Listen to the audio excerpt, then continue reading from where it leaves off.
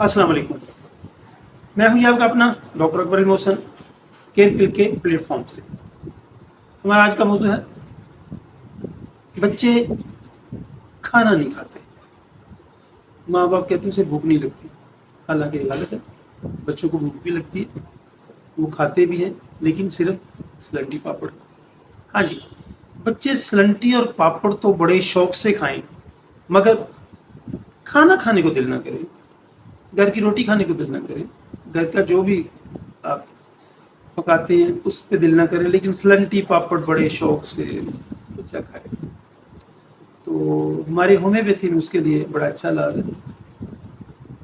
आप उनको सिना थेरेपी और नेट्रोमल थेरेपी अल्टरनेट करके सुबह दोपहर शाम 3 बार दिन में दें, तो थोड़े ही दिनों में आपको फर्क महसूस हो जाएगा। बच्चा स्लंटी पापड़ के साथ साथ घर का खाना भी खाना शुरू कर देगा। मैं नहीं कहते को स्लंटी पापड़ खाना छोड़ देगा, लेकिन बहरहाल स्लंटी पापड़ अपनी जगह पे बच्चा घर का खाना खाना शुरू कर देगा, उसमें घर का खाना खाने की रगबत पैदा हो जाएगी। ये दीजिए हमारी आज की वीडियो।